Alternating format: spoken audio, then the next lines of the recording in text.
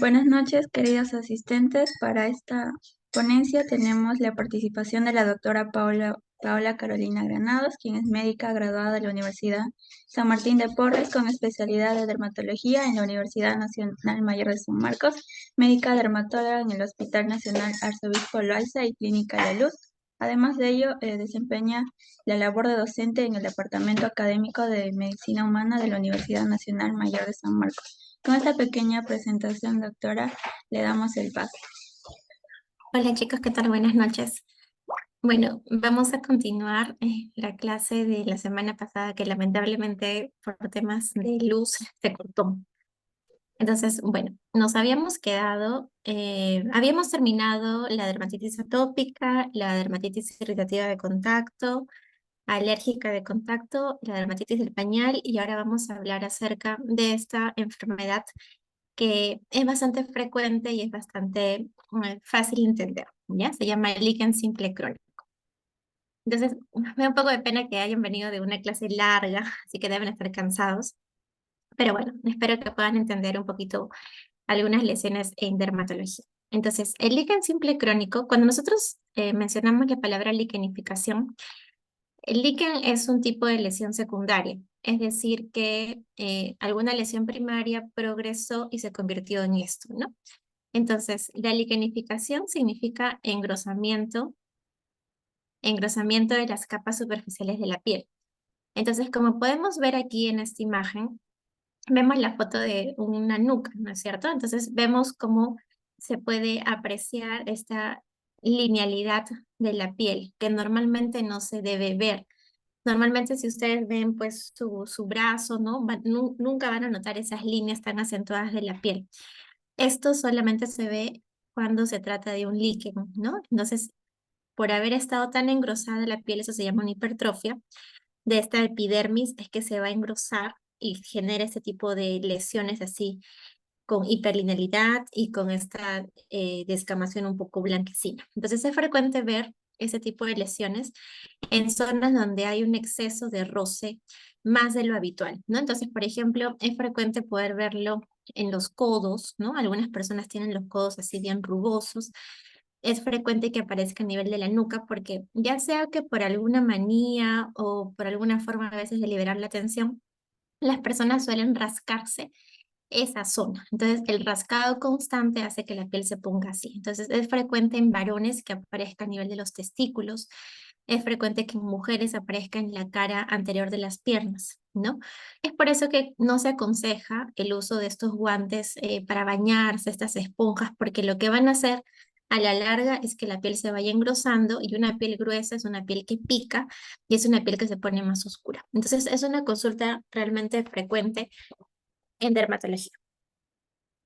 Entonces, como se describe en la clínica, son placas que están bien definidas y que muestran esta exageración de las líneas cutáneas, ¿no? Eso se llama liquenificación.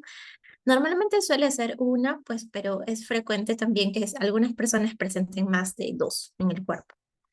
Inclusive puede haber liquenificación a nivel de los labios mayores, ¿no? Porque hay veces hay rascado continuo y esto hace que esta piel se engruese y por lo tanto pica. Podemos ver acá, es también frecuente verlo en pacientes con comorbilidades sistémicas, por ejemplo, en pacientes diabéticos, en pacientes renales. Es frecuente que siempre rasquen partes de su cuerpo y en este caso es la cara posterior de la pierna, ¿no? Que puede lucir así. Bueno, ahora esta es otra enfermedad bien frecuente que siempre se les hace mención a veces en los exámenes, ¿no? Sin embargo, en la vida diaria no es tan frecuente verlo. Se llama líquen plano.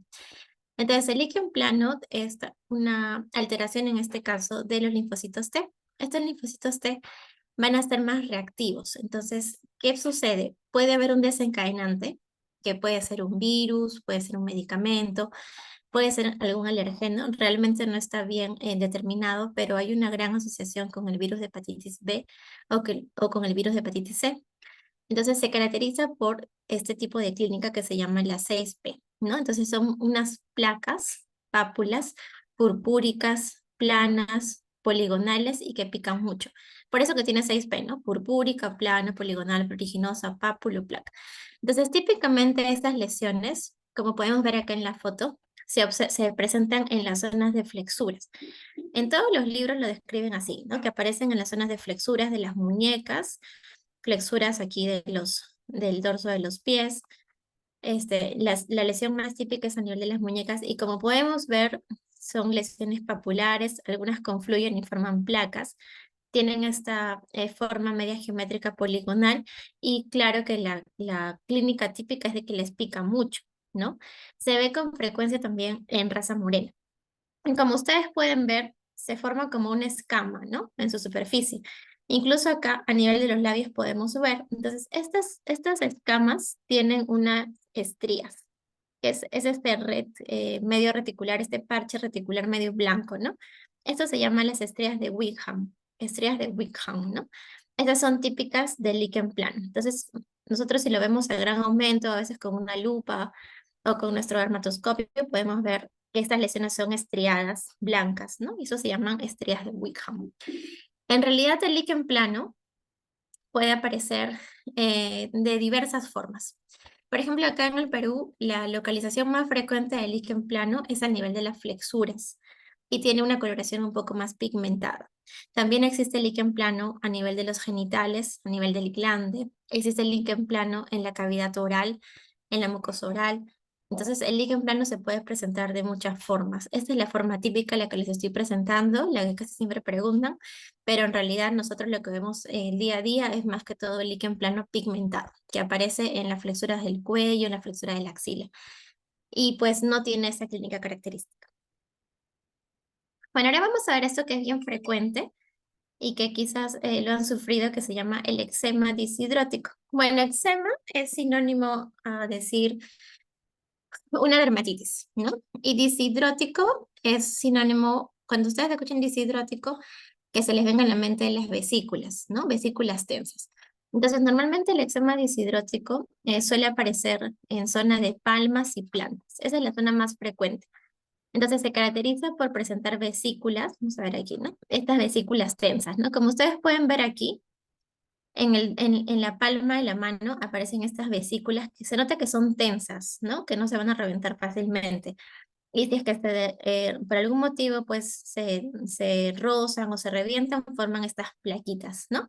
Entonces son unas vesículas agrupadas tensas que aparecen normalmente en la cara palmar de las manos o en la cara plantar de los pies, ¿no? Esto puede aparecer también en la cara lateral de los dedos y pues es un tipo de reacción alérgica de contacto. Una de las causas más frecuentes es el contacto con irritantes, es decir, detergentes, lavavajillas, lejías, alcohol, ¿no?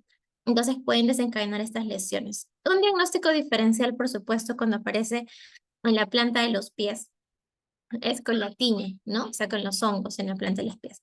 Pero la localización más frecuente de lejos es en las manos, ¿no? Salen esas bolitas de agua, que seguramente alguno pueda tenerlo porque es bien frecuente, ¿no? Inclusive en el dedo, ¿no? Entonces, este tipo de lesiones, pues, se va a curar con corticoides tópicos, ¿no? En la palma y planta de los pies, los corticoides que se pueden usar son los corticoides potentes, ¿no? Como por ejemplo el clobetasol. Entonces se aplica el clobetasol una vez al día, promedio de 15 días, se quitan los irritantes y estas lesiones van a mejorar. Pero por supuesto, como dice la teoría, estas lesiones son recidivantes. Podemos ver acá, ¿no? Vemos estas vesículas tensas, ¿no es cierto? En la palma de las manos. Hay personas que pueden creer que a veces nos interconsultan o nos mandan pacientes pensando que son herpes, ¿no? Por ejemplo, pero no, pues eso es una deshidrosis, ¿ya? Bueno, el eczema nomular es otro tipo de lesiones bien frecuentes, que son, vamos a ver acá la fotito, son lesiones así en placa. Se llama placa porque son lesiones sobrelevadas, ¿no es cierto? Que miden más de 1 centímetro. Son lesiones en placa y que tienen una escama, ¿no? Una escama y tienen esta forma típica de monedas, ¿no? Es como que estuviera distribuido en la espalda en forma de monedas. También podemos ver en los codos, podemos ver en los brazos y pues al paciente le va a generar picazón. Entonces, este tipo de lesiones se llama eczema numular. Pues normalmente le aparece a personas que tienen alguna estigma atópico. ¿no? Es parte de los estigmas atópicos, los eczemas numulares. Pueden aparecer en cualquier parte del cuerpo, pero de todas maneras la parte más frecuente que se afecta es la del torso superior. Y pues el tratamiento en estos casos también son con corticoides tópicos, ¿ya? Pero dependiendo de la localización, es que se usa corticoides de alta potencia o de mediana potencia, ¿ya? Esos son eczemas numulares. Diagnósticos diferenciales, pues hay varios, ¿no? Si nosotros vemos este tipo de lesiones así en la espalda, un diagnóstico diferencial podría ser el de una pitiriasis rosada, ¿no? Que son unas placas también descamativas, rosadas, pero con una escama más típica que siguen un patrón en árbol de Navidad, ¿no? Pero en este caso se trata de un eczema numular. Bueno, vamos a ver aquí el otro tipo de otras enfermedades papuloscamosas que también son importantes. Acá creo que la más conocida es la psoriasis, pero también vamos a mencionar la pitiriasis rosada, la pitiriasis alba, la versicolor, la dermatitis seborreica y la pitiriasis liquenoide crónica, que es un poco más raro. Creo que lo que todos debemos conocer es la psoriasis. Entonces, la psoriasis, cuando ustedes escuchan psoriasis, estamos dentro del grupo de las enfermedades que son autoinmunes, ¿ya? La psoriasis es una enfermedad autoinmune que muchas veces va asociada con otro tipo de enfermedades autoinmunes también, pero cuando nosotros vemos un paciente que tiene psoriasis, casi siempre tiene asociado además un síndrome metabólico, ¿ya? O sea, normalmente también es un paciente que es hipertenso, que tiene intolerancia a la glucosa, ¿no? Un paciente obeso, normalmente, ¿no? Entonces, la psoriasis es una enfermedad inflamatoria crónica, pues es de naturaleza inmunológica, pero también puede tener predisposición genética. No necesariamente, hay muchos papás que tienen psoriasis y los hijos no los heredan, pero puede haber esa predisposición genética. Entonces, la psoriasis puede afectar piel, puede afectar mucosas y también puede comprometer articulaciones y, por supuesto, los anexos cutáneos como es el pelo o las uñas, ¿no? Entonces, tiene una prevalencia más o menos de un 3% y la psoriasis tiene varias formas de presentación. Eso primero tienen que saber, se presentan de varias formas. De todas maneras, la forma de presentación más frecuente es la vulgar, psoriasis vulgar, que es la que vamos a ver, las fotitos. Pero también hay otro tipo de psoriasis, que es gutata, o también la pustulosa, ¿no? Afecta igual en epidemiología hombres como mujeres. Y normalmente la edad en la que se presenta tiene dos picos, entre los 20 a 30 años y entre los 50 y 60 años. Una causa desconocida, hay factores que pueden desencadenarlos, por eso le digo, normalmente como todas las enfermedades, uno nace con una predisposición, pero ya depende más de los factores ambientales, de los factores genéticos e inmunológicos para que lo puedas desencadenar, ¿no? Sobre todo la parte ambiental, ¿no? Entonces, pues afecta, la verdad que piel, afecta las uñas y también puede afectar las articulaciones. En el caso de las lesiones cutáneas, siempre se describe, bueno, eso es historia, porque ya nosotros no lo hacemos, ¿no? Pero siempre se describe este raspado metódico de Brock, en el cual tú cogías este tipo de estilete, ¿no? Esta bujía, y tú cogías una placa. Esto se llaman placas, pues, ¿no? Porque la lesión elemental de la psoriasis es una placa, ¿ya? Tú coges una placa y con este aparatito que es una bujía, tú lo raspas y por lo tanto aparece como una mancha de cera, ¿no es cierto? Eso es porque se desprenden las escamas. Posteriormente tú puedes con tu mano, puedes jalar esas escamas y vas a ver cómo se desprende parte del epidermis. Eso se llama la membrana de Duncan-Buckley.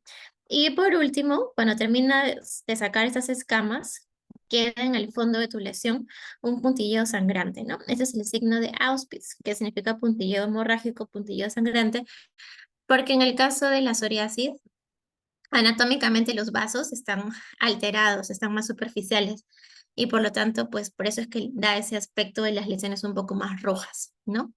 Entonces, todas estas son las formas de presentación de la psoriasis. Como ustedes pueden ver, es diversa, pero la forma de presentación más frecuente de la psoriasis es la psoriasis en placa, ¿no? O la psoriasis gutata, que es lo mismo, pero podemos ver que hay otras formas de presentación también. Esta es la forma típica, que es la psoriasis en placa. Se presenta en el 80-90% de las personas que tienen psoriasis. Se caracteriza por estas placas gruesas, bien delimitadas, con estas escamas plateadas, ¿no? Súper gruesas. Y típico para que ustedes sepan, y esto pues tienen que saber, es que la psoriasis en placas normalmente se sitúa en zonas de extensión. Las zonas de extensión son los codos, son las rodillas, son el cuero cabelludo y también la zona pues de la parte lumbar, ¿no es cierto? La parte dorso baja, ¿no es cierto? Esa zona es la más frecuente. Normalmente cuando un paciente tiene psoriasis, y si ustedes han tenido la suerte de poder ver o conocer a algún paciente con psoriasis, si tienen un codo, tienen el otro. Entonces es bien común la simetría. Si tienen una rodilla, tienen la otra rodilla. Es bastante común la simetría. Casi siempre la psoriasis afecta el cuero cabelludo. Entonces, como ustedes pueden ver, acá está la línea de implantación del pelo. O sea, la línea de implantación del pelo está desde donde nace el pelito, ¿no? Aquí. Pero ven que ah, ya por fuera de esa línea de implantación aparece la placa, ¿no? Ya está afectando la frente. Entonces, este tipo de lesiones son inconfundibles. Uno no va a pensar que eso es caspa ni dermatitis seborreica, porque está saliendo de la línea de implantación. Entonces acá podemos ver, esta es una psoriasis de cuero cabelludo. Este es otro tipo de psoriasis vulgar, bien frecuente en los codos. Ahora, el grosor de la placa va a depender de la zona donde está afectada y va a depender de si es que ha hecho o no ha hecho tratamiento. Como les estoy comentando, esta enfermedad no tiene una cura, solamente se puede controlar. Y eso va a depender, la forma de tratamiento va a depender de la cantidad, de la extensión de las lesiones. Entonces podemos ver que los pacientes normalmente vienen así, con estas placas localizadas en la zona de extensión de los glúteos, ¿no es cierto? De la zona lumbar baja y pues con tratamiento puede desaparecer por completo. Otra forma de presentación es la psoriasis en gotas o gutata. Este tipo de psoriasis se caracteriza por lesiones en placa, pero más chiquititas, y ves como si estuviera goteando, como si hubiera caído agua en gotas, ¿no es cierto?, sobre la piel. Esta forma de presentación es más frecuente en niños, cuando se presenta en niños, y normalmente tiene una asociación con el Streptococcus pyogenes, ¿no? A veces puede ser precedida por una infección faríngea por este estreptococo, entonces siempre lo buscamos cuando vemos una presentación de este tipo. Esta es una gutata, ¿no? Entonces, la gutata es más complicada de tratarla con cremas porque la extensión pues es amplia. Y bueno, no sé si les he comentado, pero la psoriasis se trata también con corticoides tópicos junto con otros componentes, pero un corticoide tópico, así sea tópico, pues no lo puedes poner en todo el cuerpo porque la absorción, o sea, va a haber absorción sistémica, ¿no? Y como han tenido su clase hace un rato, supongo que el doctor les habrá hablado del síndrome de Cushing, por lo tanto podríamos desencadenar un Cushing. Entonces, cuando tenemos un paciente así, no podemos dejar corticoides tópicos. Esta es otra forma de presentación que se llama la psoriasis eritrodérmica. Bueno, eritrodermia quiere decir que hay un eritema, o sea, un enrojecimiento del cuerpo en más del 80% de la superficie corporal total. Entonces, es un paciente que está todo su cuerpo está rojo, ¿no? Entonces, hay una psoriasis que se presenta así, como es este caso. Como ustedes podrán ver, las lesiones no son tan escamosas, ¿no es cierto? Ni son tan gruesas.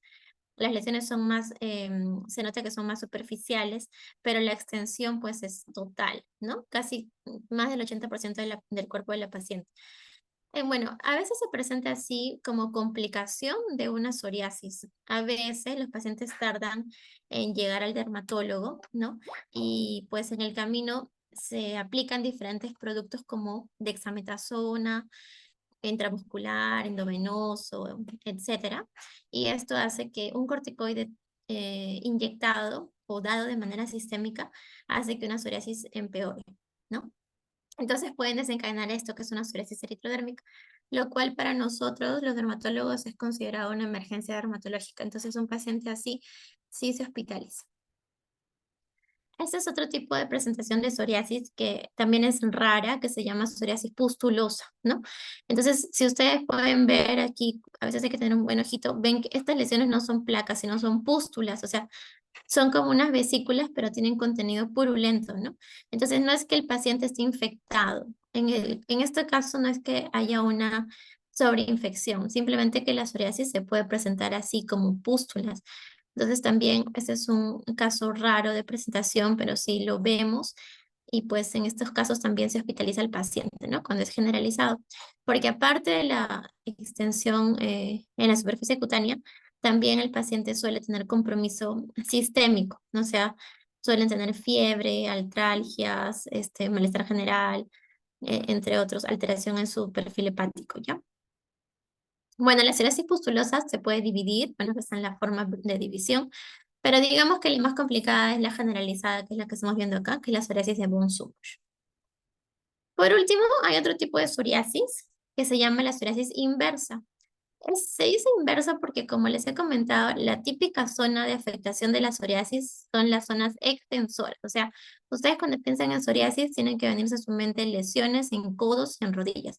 Pero si tú no encuentras lesiones en codos ni en rodillas y encuentras en axila o en la zona de la ingle o en el glúteo o en el cuello, entonces es difícil que tú pienses inicialmente que es una psoriasis.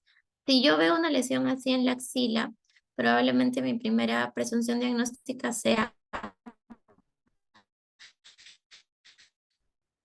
que estamos ante una cándida, ¿no? Hacia un hongo, no tanto en una psoriasis inversa, pues, pero también es una forma de presentación que muchas veces es ya con toma de biopsia, ¿no? Para poder llegar al diagnóstico. Entonces, vemos aquí, ¿no? Ese tipo de lesiones parece ir una cándida, ¿no es cierto? Una candidiasis cutánea.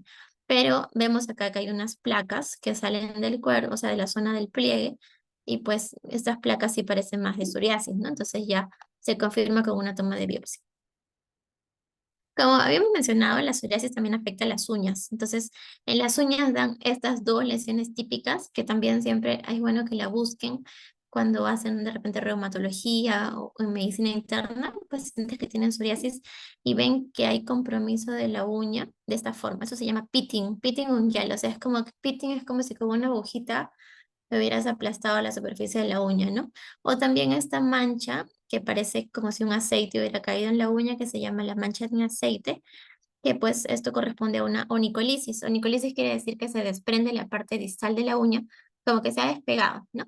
Entonces un diagnóstico diferencial puede ser la tiña, o sea, el hongo en la uña, ¿no? Pero en el contexto de un paciente con psoriasis, pues muy probablemente sea el compromiso de su psoriasis. Es importante detectar alteraciones en las uñas. ¿Por qué? Porque la psoriasis, cuando está afectando las uñas, suele tener compromiso articular. Entonces, el compromiso articular de la psoriasis normalmente afecta los dedos, la parte distal de los dedos. Entonces, puede asociarse una psoriasis a una artritis psoriásica, ¿no? Que es bien complejo tratar, que es esta, ¿no? Bueno, entonces, esto es un poco de la histopatología, pues porque en la psoriasis está alterado, toda la epidermis está completamente alterado. En la psoriasis vemos que esas placas son gruesas, pues porque hay un acúmulo de los queratinocitos, eso se llama hiperkeratosis, y se acumulan estas células inflamatorias que son los neutrófilos, ¿no? Es típico que en la psoriasis, si es que hay una célula que predomina, son los neutrófilos. Y por supuesto, los vasos sanguíneos, que son los capilares, están dilatados y por eso es que da esa coloración media rojiza, ¿no? De las placas. El tratamiento, la verdad que en la psoriasis ya es de especialidad, es amplio y va a depender de la forma de presentación. Yo les puedo decir que si está solamente afectada zona, no sé, codos y rodillas, entonces con corticoides es suficiente, tópicos, nunca se usa sistémicos. Pero cuando es un paciente que tiene, por ejemplo, una gutata o está eritrodérmico o no lo sé, es una psoriasis pustulosa, ya necesita tratamiento sistémico, ¿no? Y lo que nosotros usamos son inmunosupresores como el metrotexate, como la ciclosporina, ¿no? Como el acitretino. Pero la verdad que nosotros, por lo menos en el hospital, no usamos biológicos, pues porque no tenemos la experiencia con los biológicos, no tenemos el dinero para poder ofrecerle un biológico a los pacientes, ¿no? Pero en el seguro social sí se utiliza terapia biológica en los pacientes con psoriasis cuando están muy comprometidos, ¿no? Lo que tenemos en el BAISA es la fototerapia, que es una cabina, es como si entraras a una ducha y está llena de luces, de luz ultravioleta B, y eso también ayuda pues a las psoriasis cuando están bien extensas. La luz ultravioleta B ayuda a que estas placas vayan mejorando. Entonces nosotros lo tratamos así, ¿no? Tenemos que adaptarnos a los insumos que nosotros tenemos. Bueno, acá están los biológicos, ¿no? Ya, entonces, bueno, habiendo terminado la psoriasis, que creo que es lo que espero que les haya quedado claro, vamos a empezar con la pitiriasis rosada. Cuando ustedes escuchan la palabra pitiriasis significa descamación fina. Entonces piensen ya no en una descamación gruesa como la psoriasis, sino algo más finito. Entonces la pitiriasis rosada o también se llama pityriasis de Gibert, enfermedad de Gibert, porque la describió. Son estas lesiones que a veces es bien frecuente verlo, ¿ya? Pero tiene muchas formas de presentación. Entonces, normalmente la pityriasis rosada presenta inicialmente una placa, que es la inicial, que es la que estoy señalando, que se llama la placa heráldica, ¿no? Es la placa inicial. Y posterior a esta placa aparecen plaquitas chiquitas. Y la zona que más afecta es la espalda. La pityriasis rosada sí tiene un agente etiológico, que es el virus herpes 6 y herpes 7. Son los virus que están más asociados. Y normalmente la clínica, como podemos ver en la imagen, es a nivel del tronco. Puede comprometer hasta la parte proximal de los muslos, pero es un poco más raro. Y genera mucha picazón y generan estas lesiones. Son pacientes que de pronto dicen que, uy, me apareció esto en la espalda, así bruscamente, ¿no? Entonces apareció primero una lesión inicial que se llama la placa heráldica o el parche heráldico. Y luego aparecen muchas lesiones que siguen un patrón. En árbol de Navidad se llama porque tiene esa forma de distribución como en árbol de Navidad. Esa es la placa heráldica. Como pueden ver acá, tiene una escama central en collarete. Es media, puede ser media salmonada incluso. Pero la verdad que va a depender del tono de piel, el color, o sea, el color, ¿no? Puede ser muy rosado como pueden ser así medias violáceas. Entonces, así es la pitiriasis rosada. Ya tiene una distribución cefalocaudal. Normalmente como es un virus, porque estamos hablando que es una infección viral, se puede desaparecer por sí solo, pero los pacientes nunca quieren esperar, ¿no? Entonces hay que dejarles cremitas hidratantes, hasta se puede dejar antivirales como el aciclovir para cortar el proceso. Esta es una foto de la placa heráldica, ¿no? Aparece una lesión inicial y luego de 2 semanas aparecen esas chiquititas. Un diagnóstico diferencial sería la sífilis, ¿no? La sífilis secundaria también se puede presentar así, ¿no? Una forma de manifestación es así. El principal diferencial de la pitiriasis rosada es la sífilis.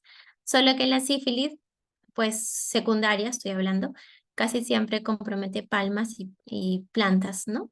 A diferencia de la pitiriasis rosada. Entonces, otro diferencial, como hemos mencionado, también podría ser la psoriasis gutata, pues, ¿no? La psoriasis gutata, el eczema numular también podría ser otro diferencial. Acá hay otro diferencial, ¿no? Esto es bien frecuente, es la tiña corporis en este caso, son lesiones así que tienen esta configuración anular, ¿no? Tienen un borde más rojo y tienen un centro resuelto, ¿no? Y pueden salir varias lesiones alrededor. Este es el caso de una dermatitis numular o un eczema numular que habíamos mencionado que son estas plaquitas que aparecen dispersas en el cuerpo. La verdad que en el contexto de lo que tenga el paciente, de acuerdo al tiempo de enfermedad, mirándolo bien, siempre nosotros descubrimos bien al paciente para poder ver bien la lesión elemental, es que se puede llegar a un diagnóstico. Este es otros diferenciales, la pitiriasis liquenoide crónica que ahora vamos a ver y la erupción por drogas que pues no se ve, pero o sea, los medicamentos también pueden dar reacciones secundarias que pueden ser muy similares. La dermatitis seborreica, esto es bien frecuente, quizás también lo tienen o lo han escuchado. Es una enfermedad también crónica, porque no se puede curar, solamente se puede controlar. Y tiene como causa un hongo, que es o sea, todos tenemos en nuestra flora del cuero cabelludo, todos tenemos un hongo que se llama la Malassezia furfur o el Pityrosporum ovale, que es lo mismo. Todos tenemos este hongo, pero hay personas que tienen más cantidad que otras. Estas personas que tienen más cantidad que otras siempre van a tener estas lesiones. Entonces, hay formas infantiles, por ejemplo, no sé si alguna vez han visto bebitos que nacen con una costra en la cabeza, eso se llama costra láctea. Ese es un tipo de dermatitis seborreica. Pero también la forma más frecuente es la que aparece en los adultos que tienen esa caspa gruesa en el cuero cabelludo y que incluso se rascan y en sus uñas salen escamas, ¿no es cierto? Esa es la dermatitis seborreica. Acá podemos ver esta que es la infantil, esa es la costra láctea que suele aparecer a los 3 meses, en promedio es cuando más se intensifica, son estas placas amarillas, ¿no? Entonces, ¿por qué? Porque el PB también tiene en su cuero cabelludo este hongo y pues aparte como su glándulas sebáceas son inmaduras, producen más sebo de lo normal y se forma toda esta escama, ¿no? Entonces hay que tener paciencia, con esta se va sacando poco a poco con aceitito, con el lavado frecuente. También la dermatitis seborreica puede afectar la piel, por supuesto. Una zona frecuente son las cejas, ¿no? En los bebitos también pueden afectarse. Y en el adulto es esta, ¿no? Estas escamas gruesas que aparecen en el cuero cabelludo y que incluso salen un poco de la línea de implantación del pelo, pero como pueden ver, no son tan gruesas como la psoriasis, ¿no es cierto? Y estos ya son casos más severos porque la dermatitis seborreica también puede aparecer en la cara, entre las cejas, al costado de la nariz, detrás de las orejas. Y pues los pacientes que más sufren de estos problemas son los pacientes que además tienen algunas comorbilidades. Por ejemplo, pacientes que toman medicamentos antipsicóticos suelen tener más dermatitis seborreica. Pacientes que son VIH también sufren de dermatitis seborreica más intensas, ¿ya? Entonces, esto es lo más típico, ¿no? Detrás de la oreja esto. En episodios de mucho estrés, pues esto empeora, ¿no? Cuando toman alcohol también, esto empeora. Son lesiones crónicas, pues no se puede curar, solamente hay que controlar, ¿no? Personas que tienen dermatitis seborreica tienen que lavar su cabello todos los días, con champú, con sal, ¿no? Tienen que lavar todos los días y dentro de los productos que usan, tienen que usar algún producto antimicótico, o sea, algún champú que contenga algún componente antimicótico, ¿no? Como el ketoconazol, por ejemplo. El Medicasp tiene ketoconazol, pero al 1%. Pero cuando tienen dermatitis seborreica, dejamos ketoconazol al 2%. Entonces, con esto se lavan y se controlan. Y en la parte de la piel, sí, para mejorar estas lesiones que son rojas, eritematosas y escamosas, sí hay que dejar un poquito de corticoide unos poquitos días, ¿no? Unos 5 días se puede dejar la hidrocortisona y esto va a mejorar, ¿no? Estas son las típicas lesiones de dermatitis seborreica. Tratamiento, como les dije, es variado, va a depender. Si es en el caso de los niños, que se bañen todos los días, champús de ketoconazol al 2%. En el caso de los adultos, también champús que tengan ketoconazol o que tengan ciclopirox, y pues estas cremitas especiales con corticoides para la carita.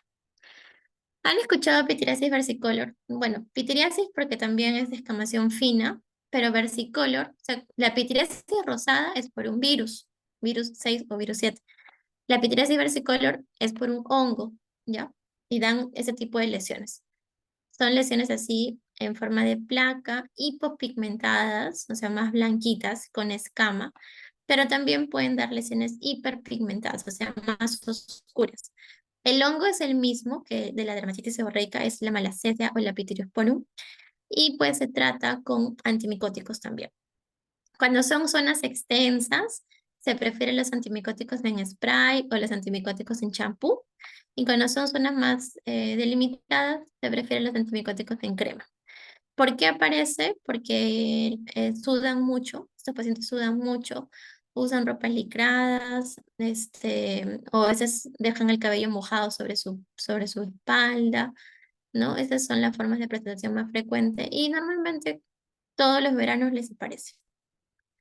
La pitiriasis alba es otra pitiriasis, pero esta no es de causa infecciosa y tampoco es de causa o sea, no es de causa micótica ni por causa viral. En este caso, simplemente es o sea, no tiene una etiología, pero se presume que acá lo que está afectando es la sequedad y el sol. Entonces son estas manchas blancas que aparecen en la cara, sobre todo en época de verano, ¿no? Entonces, ¿qué pasa? Que en verano, pues los chicos se siguen, porque es más aparecen niños, pero ¿qué sucede? Que en verano las personas a veces se lavan su cara con jabones que secan, pues, ¿no? Por ejemplo, el Protex, el Neco, ¿no? Entonces se lavan con esos productos su rostro, no se ponen bloqueador solar y no hidratan su piel, ¿no? Y para colmo están en la piscina o, no sé, playa, entonces la piel se seca y da ese tipo de reacción inflamatoria, ¿no? Que son estas manchas blancas. Como están más quemaditos, se nota más. Entonces, bueno, esto es momentáneo, esto se va a resolver solo. ¿Cómo se resuelve? Pues se le indica algún jabón que no le seque la piel, se le indica alguna crema hidratante y bastante bloqueador solar. Y más o menos así en 2, 3 meses puede mejorar estas manchitas blanquitas, ¿ya? Pityriasis rubra pilaris es un poco más complejo. Quizás esto no se ve así nomás, pero pues estaba dentro del sílabo. Entonces la pityriasis rubra pilaris es una enfermedad eritrodérmica, o sea, también te genera que todo tu cuerpo se ponga rojo. Hay una asociación con algunos virus, como por ejemplo el VIH, ¿ya? Y se presenta de varias formas. Son como 6 formas de presentación, pero la típica es esta de aquí. Son pacientes, normalmente adultos, que presentan estas lesiones en placa, rojas, ¿no? Tienen esta acentuación folicular, pero tienen unas islas blancas que aparecen en su interior, ¿no? Se llaman islas blancas, así se llaman, y es un diagnóstico diferencial de la psoriasis, ¿no? Cuando yo digo eritrodérmico es porque se presenta con todo el cuerpo rojo, con una descamación fina. Vemos que también afecta la planta y los pies, afecta la palma y las manos. Y pues el tratamiento en estos casos de la pityriasis rubra pilaris es variado, es con corticoides, con acitretino. Bueno, pero es una enfermedad un poco rara, así que no creo que sea tan importante para ustedes, pero sí que sepan que hay otra pityriasis aparte de la alba, aparte de la rosada. Entonces no sé cómo estamos con el tiempo, pero podemos hacer para no dejar esto pendiente, hacer un poquito del acné, ¿ya? Y ahí pues ya terminaríamos la presentación, pues para que no les quede ese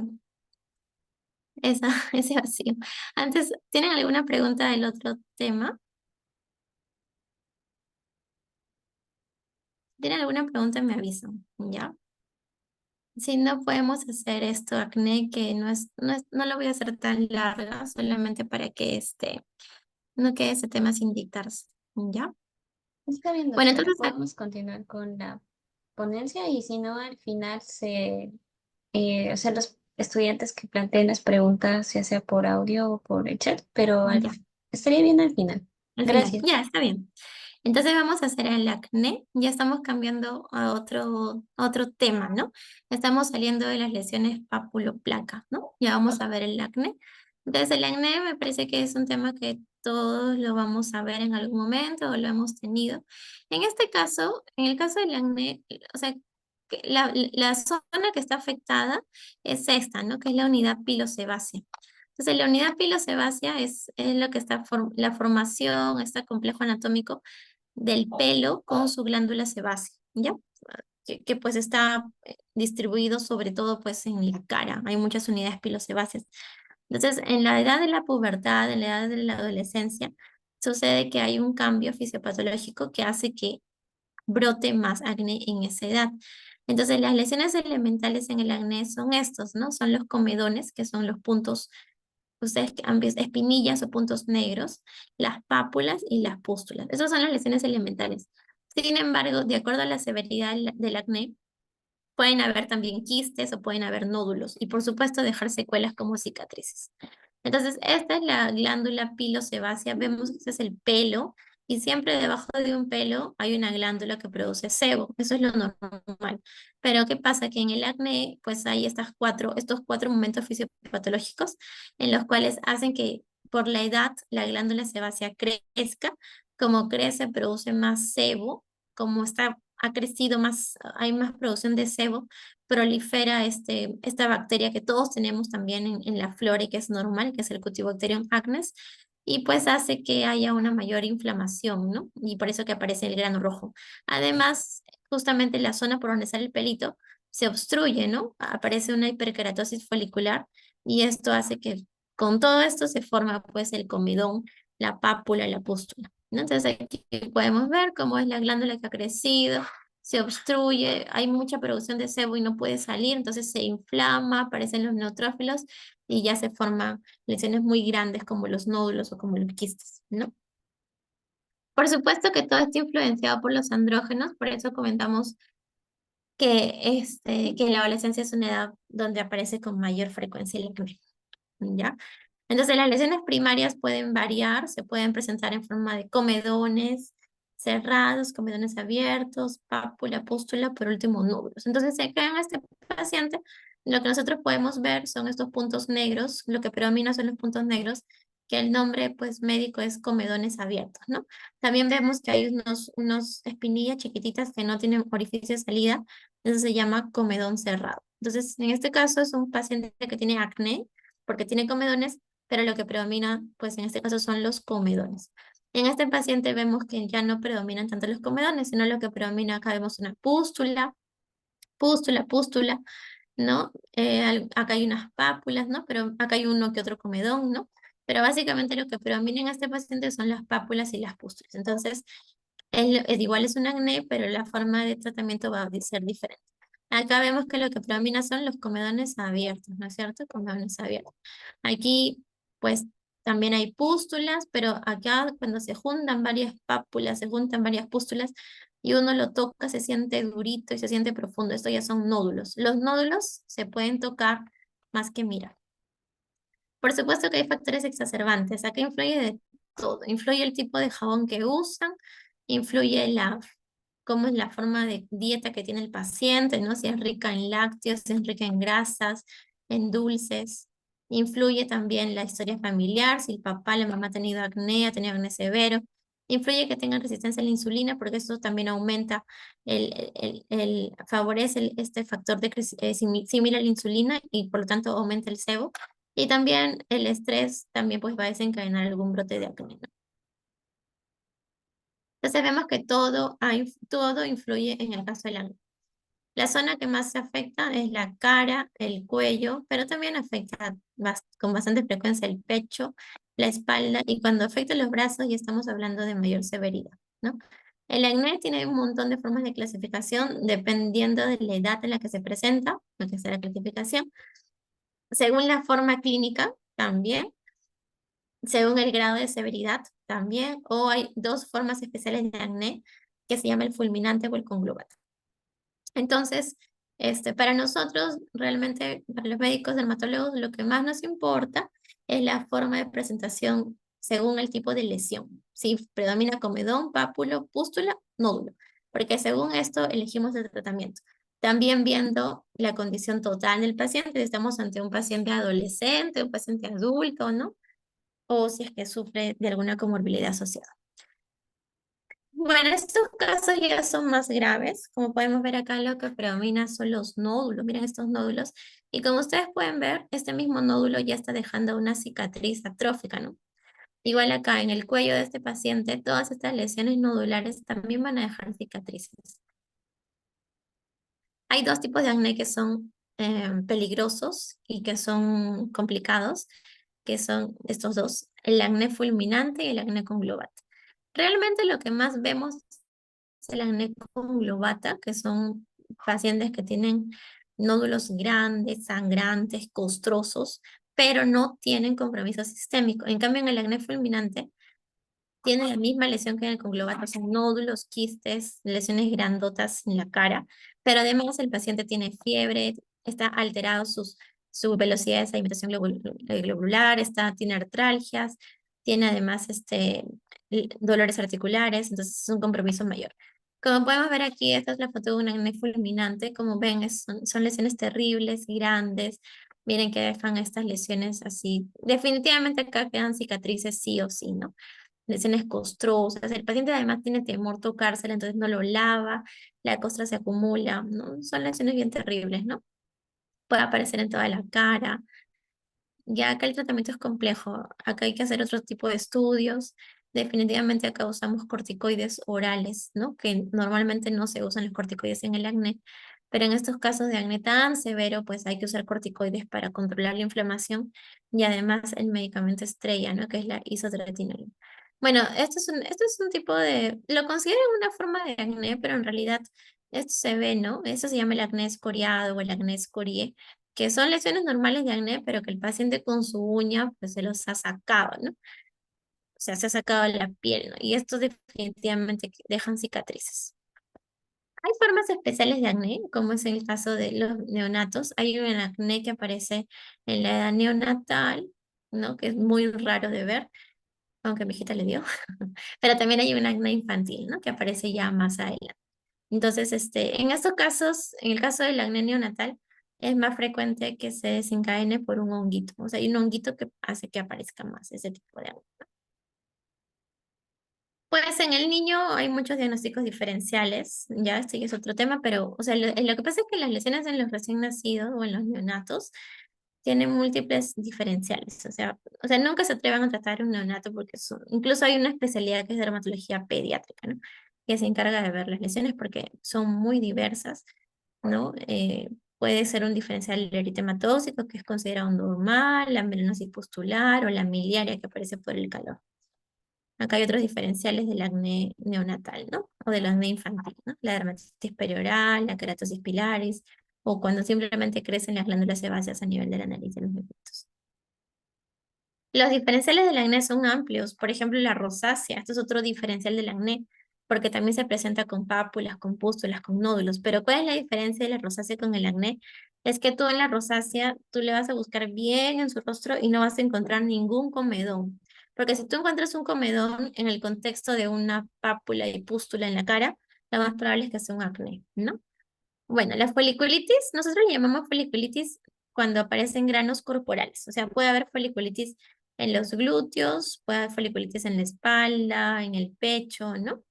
Y esta enfermedad de los viejitos, que hay viejitos que tienen muchos comedones, y en este caso no es por un acné, simplemente es porque hay un daño solar crónico. Eso se llama la enfermedad de Fabry-Recauchot. Es un nombre, ¿no? Pero en realidad lo que significa es que son comedones productos de una exposición solar intensa. Bueno, este es otro diferencial. Cuando estas lesiones nodulares aparecen a nivel de las axilas, hay una enfermedad rara, inmunológica también, que se llama hidradenitis supurativa, ¿no? Que son lesiones nodulares quísticas que aparecen a nivel de las axilas. Bueno, los angiofibromas también son lesiones parecidas al acné, ¿no? Pero esto se ve en la esclerosis tuberosa. O esto que es frecuente, que son chicos que pues les empieza a salir un poco de granos y van a la farmacia y se compran su Notil o su Portil, ¿no? El Notil, el Portil, todo eso tiene corticoides, o sea, la betametasona. Y la betametasona pues hace que se salga una erupción de acné. Entonces empeoran su acné, ¿no? Acné por corticoides, ¿no? Bueno, el tratamiento del acné va, va a ser básicamente para tratar los estadios fisiopatológicos, ¿no? Entonces, en el caso del acné, por ejemplo, se usan los retinoides. No sé si ustedes han escuchado la isotretinoína o la tretinoína o el adapaleno. Esos son retinoides tópicos que lo que van a hacer es que como justo donde salió el pelito había un aumento había como una obstrucción folicular, o sea, había un engrosamiento acá de la piel. Lo que hacen los retinoides es pelan, para que el comedón desaparezca, ¿no? También se pueden usar los antibióticos cuando lo que predomina son las pápulas, o sea, o las pústulas. Se pueden usar antibióticos como las tetraciclinas, como la doxi o la minoxiclina, y eso también ayuda pues a que desinflame. Cuando ya son lesiones más graves, hay nódulos o el compromiso es intenso, se usa la isotretinoína. La isotretinoína es un retinoide, pero oral. Entonces esto se tiene mucho cuidado porque no se le puede dar a chicas en edad fértil, ¿no? Porque pueden salir gestando y esta pastilla sí es teratogénica. La isotretinoína además te aumenta un poquito el colesterol, te aumenta el triglicérido. Entonces, antes de dejarlo, hay que pedir exámenes auxiliares. Te va a secar la cara, te va a cortear tus labios, pero es muy bueno en realidad para tratar acnés que son severos o moderados. Y por supuesto, cuando es un acné del adulto, pues siempre hay que estudiar primero sus hormonas, ¿no? Los andrógenos, porque si están alterados, esa es la causa por la cual aparece el acné, ¿no? Entonces el tratamiento va a ser dependiendo de lo que está afectado, ¿no? Si lo que predomina es el comedón, si lo que predomina es el comedón, el tratamiento de elección son los retinoides tópicos, ¿no? Como la tretinoína, como el adapaleno. Si es un acné moderado en el que predominan las pápulas, las pústulas, el tratamiento son los antibióticos más las cremas, ¿no? Con retinoides tópicos y algunos antimicrobianos como el peróxido de benzoilo. Normalmente como el acné es tan frecuente, pues las medicinas ya vienen formuladas, o sea, ya hay productos que contienen un poquito de retinoide con un poquito de antibiótico. Y con el acné severo, pues acá sí se prefiere usar la isotretinoína. Pero pues el tratamiento, la verdad que es ya de elección para el dermatólogo, ¿no? Por ejemplo, en este caso que predomina solamente comedones, vemos que lo que más predomina son comedones. Quizás es una chiquita adolescente de 16, 17, 18 años. Aquí se puede dejar retinoides tópicos como cuáles, como el adapaleno, como la tretinoína, para que se aplique solamente en la noche. Cuando ya son así papulopustulosos como estas lesiones, esto con cremita no va a pasar. Con un jaboncito tampoco, ¿no? Acá hay que dejarle antibióticos orales, ¿no? Por ejemplo, doxiciclina, minoxiclina, y aparte le deja su cremita en la noche, ¿no? La cremita que contiene el peróxido de benzoilo con un retinoide tópico, por ejemplo, ¿no? Cuando ya es un acné así más pronunciado y ya vemos que están dejando secuelas, pues no vamos a perder tiempo dejándole los antibióticos ni las cremas. En este caso, ya dejamos rápidamente la isotretinoína, ¿no? Como en este caso, dejamos la isotretinoína y con eso mejora. Claro que el tratamiento es largo, estamos hablando de 6 meses, de 8 meses en promedio. ¿Ya? Entonces, siempre el tratamiento del acné, pues va acompañado de le llamamos los dermocosméticos, ¿no? Es decir, de usar un jabón adecuado, usar un bloqueador adecuado, usar alguna crema adecuada, pues porque como ustedes comprenderán, hasta que surja efecto el tratamiento demora, ¿no? Porque estamos tratando la glándula sebácea con el folículo. Entonces, el paciente siempre tiene preocupación por la mancha que está dejando, ¿no? Por eso que dejamos además algunas cremas que contengan algunos despigmentantes, pues para que las secuelas no duren tanto tiempo. De por sí un acné puede dejar una cicatriz. En este caso va a dejar cicatrices porque han sido lesiones muy profundas. Pueden dejar manchas también postinflamatorias, ¿no? Esto es esperado. Pero también si no se trata, el acné probablemente se cure solo, pero deja mayor cantidad de secuelas. Entonces, el tratamiento va a ser dependiendo del tipo de lesión, va a ser dependiendo de la edad del paciente y también pues de las expectativas que se tengan, ¿no? No le podemos prometer a un paciente que tiene lesiones como esta de aquí, la última, pues que no le va a quedar ninguna secuela. Definitivamente le va a quedar secuela y ya el tratamiento será pues con terapia, pues con láser, por ejemplo, ¿no? Para las cicatrices. Bueno, chicos, eso es todo, la presentación. Disculpen que le eché un poco rápido porque era muy intenso y yo entiendo pues que es tarde para ustedes también. Así que, gracias, voy a dejar de compartir.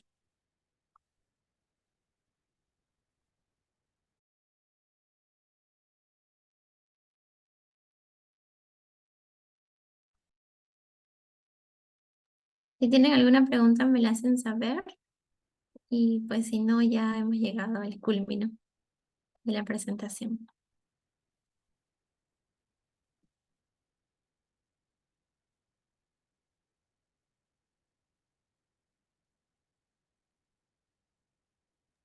Muchas gracias, doctora Granado. Entre lo que nos llega alguna pregunta, voy a hacer la presentación eh, de este pequeño agradecimiento que tenemos de parte del curso. De parte de la promoción de ingresante 2021 de la Facultad de Medicina Humana de la Universidad Nacional Mayor de San Marcos y del 29º curso de Fisiopatología Clínica 2024, le otorgamos el presente reconocimiento a la doctora Paola Carolina Granados Suárez por su valiosa participación como docente en el 29º curso de Fisiopatología Clínica 2024, dictando los temas dermatosis, papuloscomosa y acné y rosácea el día lunes 4 de marzo del 2024, por lo cual se le otorga un punto de certificación acreditada por el CMP. Muchísimas gracias, doctora Granados, por aceptar la invitación, por el tiempo que nos ha brindado y también por haber predispuesto la teoría que no se llegó a completar por distintas situaciones en la anterior ocasión. Eso de verdad lo agradecemos bastante desde el comité organizador del curso. Y este pequeño presente se le estará haciendo llegar ya sea por su correo o por WhatsApp. Muchísimas gracias, doctora. Muchas gracias, chicos. Gracias por la invitación. Gracias. Que sea un éxito su curso. Hasta luego. Gracias, doctora.